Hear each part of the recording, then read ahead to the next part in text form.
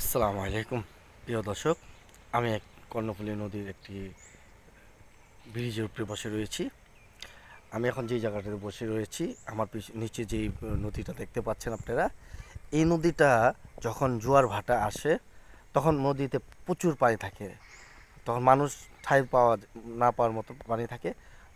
এখন বাজে 9টা 5, 9টা 5 বাজে। তো যখন 10:30, 11টা 12টা বাজবে, দেখবেন এক ফোঁটা পানি এখানে থাকবে না। এক ফোঁটা পানিও থাকে না এখানে। কিন্তু যখন জোয়ার আসে তখন প্রচুর পানি থাকে। এখন দেখতে পাচ্ছেন পানি আমার পিছনে, প্রচুর পানি। এই পানিতে আপনি বা আমি ঠাঁই পাবো না, আমি ডুবে যাব। এই পরিমাণ পানি যখনই ভাটির দিকে হবে তখন সম্পূর্ণ পানি চলে যাবে। তো এই নদীটা এরকম দেখতে পাচ্ছেন, কর্ণফুলী নদীর একটি শাখা এটা, কর্ণফুলী নদী। আমি এখন বসে রয়েছি 41 বিজিবি ক্যাম্পের থেকে একটু দূরে, এই 10-15 গজ দূরে। এখন হচ্ছে সকালবেলা, তাই কর্ণফুলী নদীর যে জোয়ারটা রয়েছে, সে জোয়ারের পানি এখানে আসছে। যখন ভাটি থাকবো তখন এই জায়গাটা কোনো পানি থাকবো না, একদম শুকানো থাকবো। আমি সেটাও দেখাবো সেই সময়টা।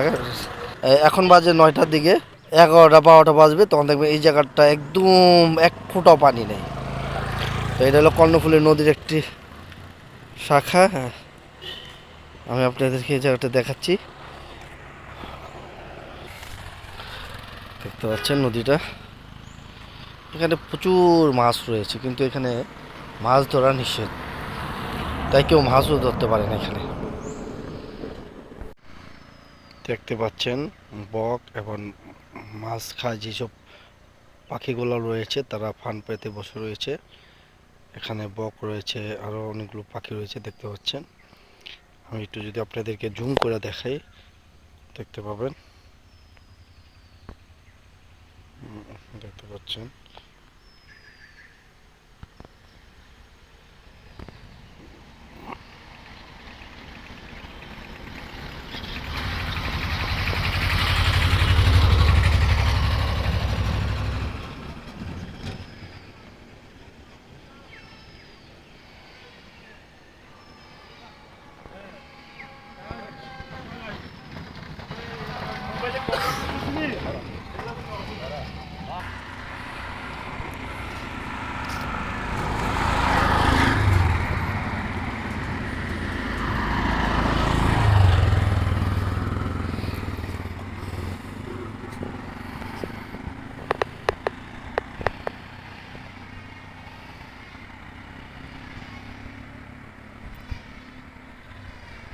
কর্ণফুলী নদী, দেখতে পাচ্ছেন কর্ণফুলী নদী, এটা একটা নদীর শাখা।